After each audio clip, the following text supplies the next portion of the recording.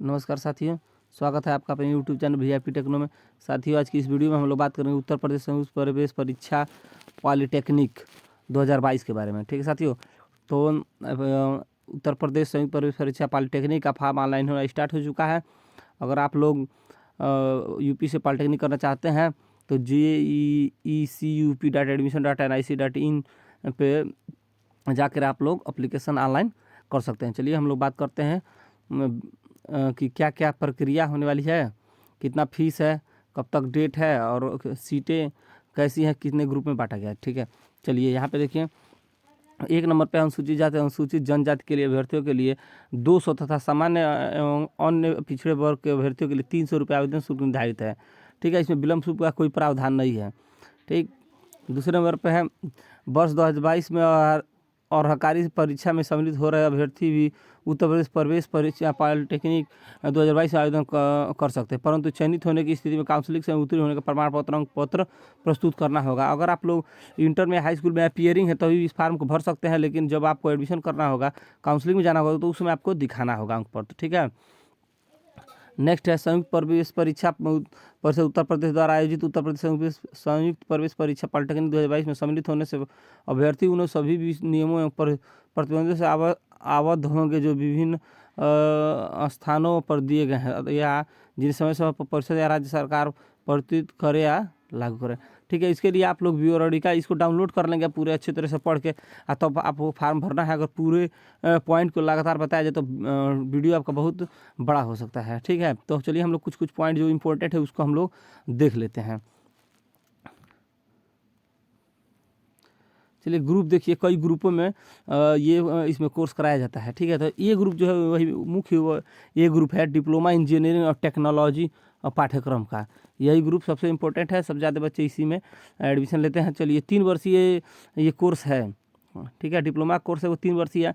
और अगर न्यूनतम शैक्षिक अर्हता की बात करें तो हाई 10वीं कक्षा न्यूनतम 35% अंकों के साथ आपको पास होना चाहिए इसके लिए। ठीक है, और अगर परीक्षा जो प्रवेश परीक्षा होगी उसमें कौन से विषय से कितने क्वेश्चन परसेंटेज क्वेश्चन पूछे जाएंगे ये देख लीजिए। तो खंड 1 में गणित 50% पूछेगा। ठीक है, खंड 2 में भौतिक तथा रसायन विज्ञान 50% पूछेगा। ठीक है, अगर 100 नंबर का क्वेश्चन होता है तो 50 नंबर का गणित पूछेगा और 25 नंबर का भौतिक विज्ञान, 25 नंबर का रसायन विज्ञान से क्वेश्चन पूछेगा, अगर आपको डिप्लोमा इंजीनियरिंग में प्रवेश लेना है तो।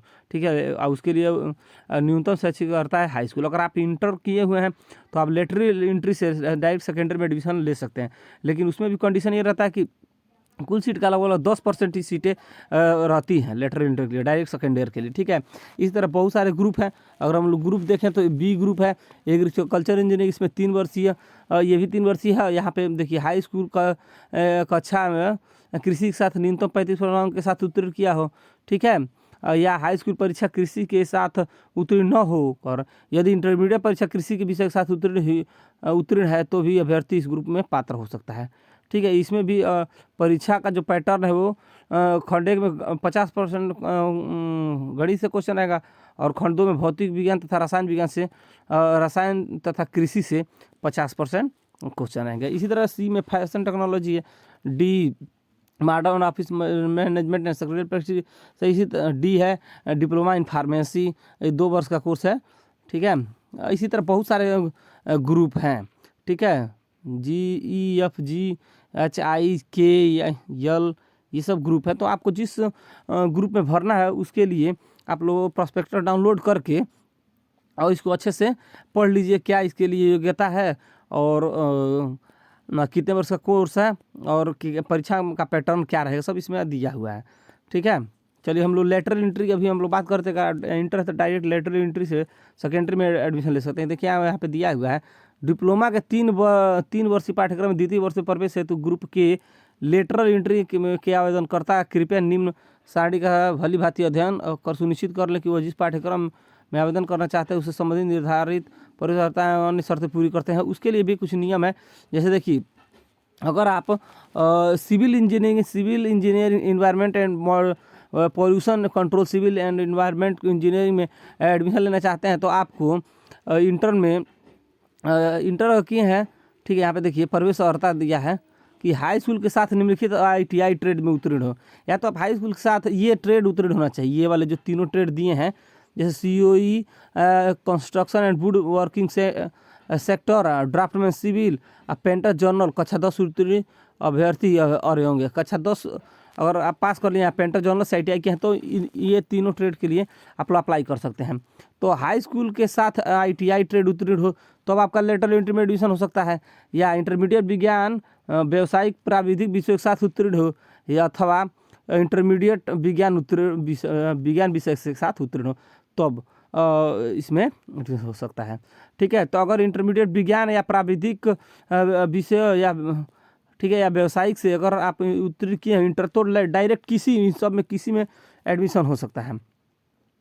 ठीक है, लेकिन अगर आप हाई स्कूल के साथ ITI के हैं तो ये विषय ये जो इसके सामने जो दिया है, ठीक है, इनके सामने जो ये दिया है, ये इस ट्रेड में ITI होना चाहिए। जैसे मान लीजिए आप इलेक्ट्रिकल इंजीनियरिंग या electrical industrial control, electrical engineering, electronic engineering, electrical and electronic engineering,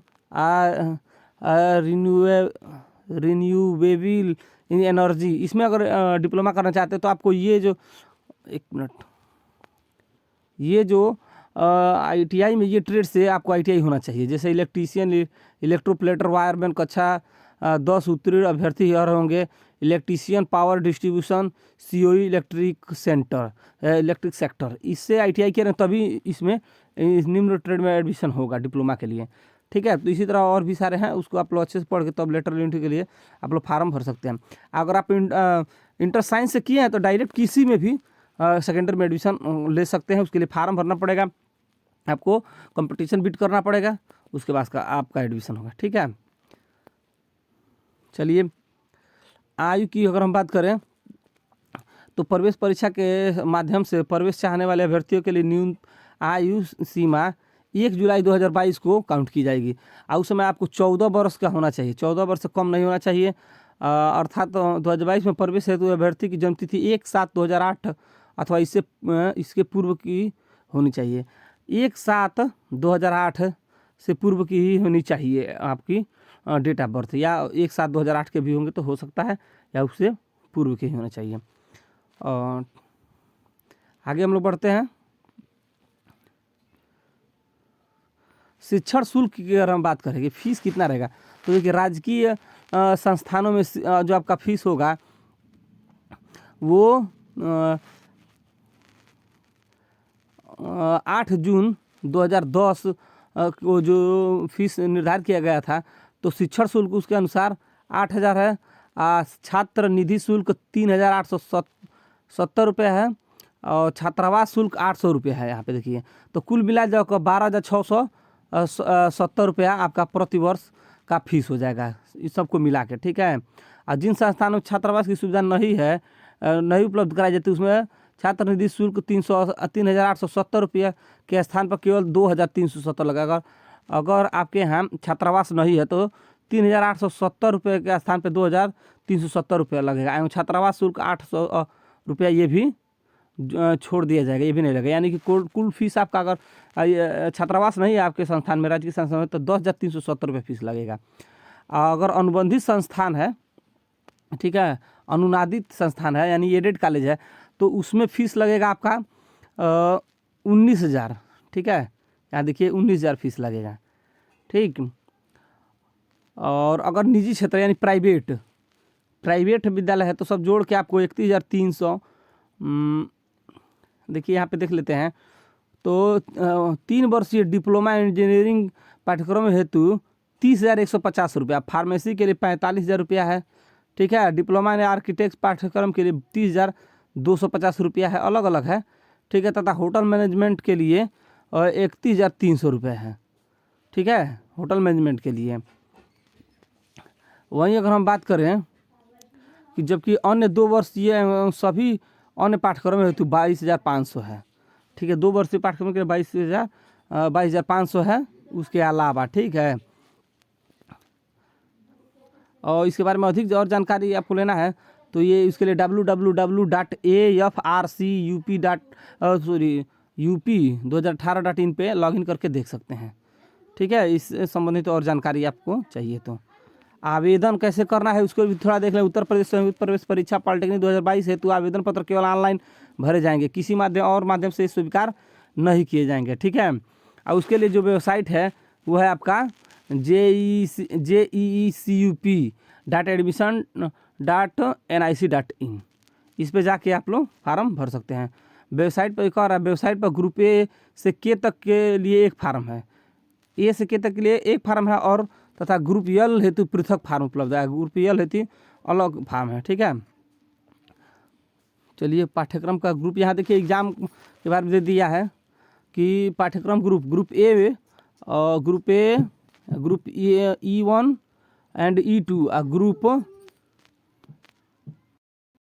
परीक्षा कार्यक्रम की बात करें तो पाठ्यक्रम ग्रुप ए से के तक की जो परीक्षा की तिथि जो है वो 6/6/2022 से 10/6/2022 तक ए से और के तक का पेपर होगा। ठीक है, ए से के ग्रुप तक का पेपर होगा।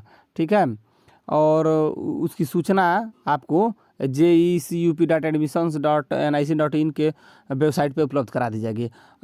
जो ग्रुप यल है वो केवल साक्षात्कार के यानी कि इंटरव्यू के आधार पर आपका सिलेक्शन होगा। ठीक है, और साक्षात्कार की तिथि आप पोर्टल एवं समाचार पत्रों के में प्रकाशित कर दी जाएंगे।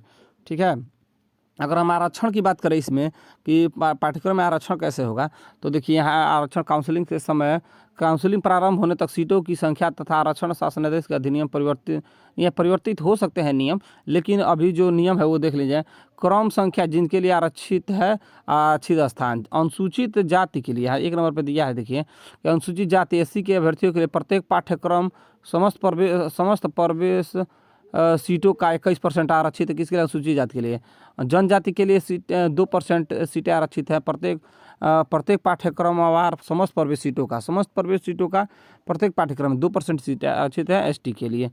तीसरे नंबर पर ओबीसी के लिए 27% आरक्षण है, और चौथे नंबर पर आर्थिक रूप से कमजोर वर्गों EWS के अभ्यर्थियों के लिए, तो इसके लिए 10% सीटें आरक्षित है। ठीक है, और भी सीटें बहुत तरह से आरक्षित हैं, जैसे उपरोक्त के अतिरिक्त निम्नलिखित श्रेणी के अभ्यर्थियों को सम्मुख विवरणानुसार क्षैतिज की प्रकृति का आरक्षण प्रदान किया जाएगा एवं क्षैतिज आरक्षणों में आरक्षण में मात्र एक आरक्षण ही अभ्यर्थी ले सकेगा। अब एक नंबर पर स्वतंत्रता संग्राम सेनानियों के आश्रितों के लिए, तो प्रत्येक पाठ्यक्रमानुसार समस्त प्रवेश सीटों का अधिकतम 2%, ये किसके लिए? स्वतंत्रता संग्राम सेनानियों के लिए।